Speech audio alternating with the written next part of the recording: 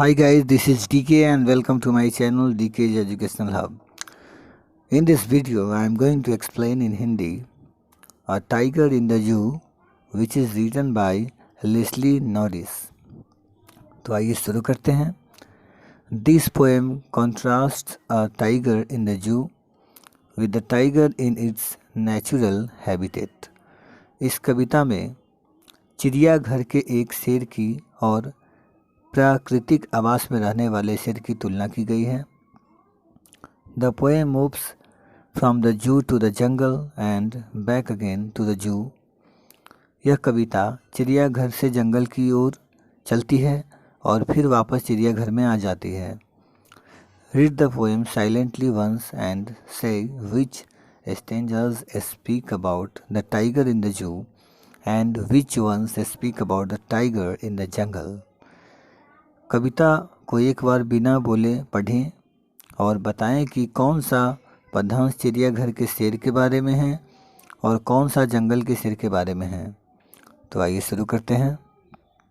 He stalks in his vivid stripes the few steps of his cage on pads of velvet quiet in his quiet race.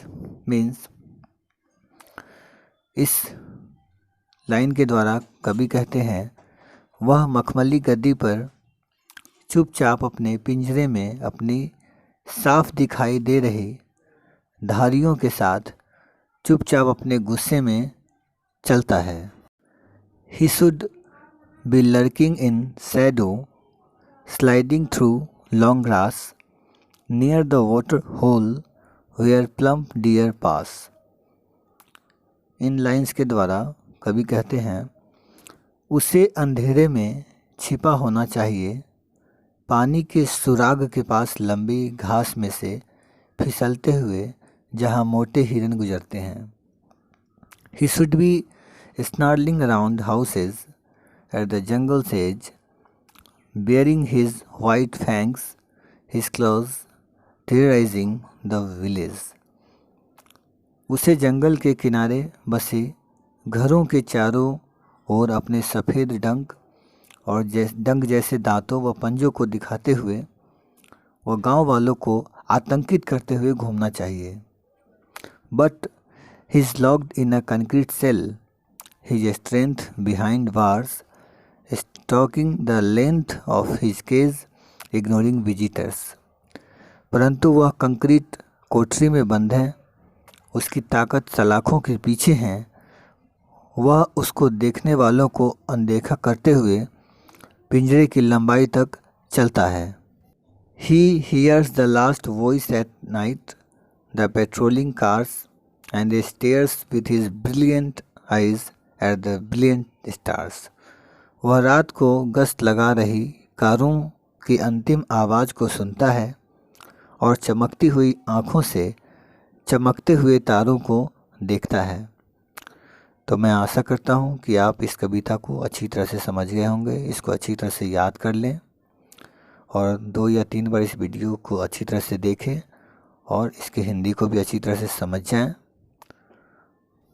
तो आइए बच्चों, कुछ question answers इसमें बहुत कम दिए गए हैं, इसको भी डिस्कस कर ही लेते हैं. Read the poem again and work in pairs or groups to do the following task.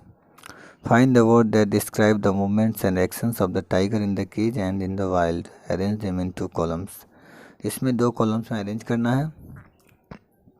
Cage और वाइल्ड का जो वर्ड्स है दिया हुआ, तो इसमें इन द केज में आ जाएगा stalks, quiet rage, ignoring visitors, hears last voices at night, stares. और इन द वाइल्ड में lurking in shadow, sliding through long grass, snarling around, bearing fangs. Next question है find the words that describe the 2 places and arrange them in 2 columns. Now try to share ideas about how the poet uses words and images to contrast the 2 situations. तो cage और जंगल के दोनों situations में word जो आएंगे, cage में आप लिख सकते हैं concrete cell, bars, voice of cars, visitors, locked. और जंगल में long grass, shadow, water hole, plum tears, edge of jungles. Next question है, notice the use of a word repeated in lines such as these, on pads of velvet quiet, it is quiet rage and stares with his brilliant eyes at the brilliant stars. What do you think is the effect of this repetition? क्या effect है?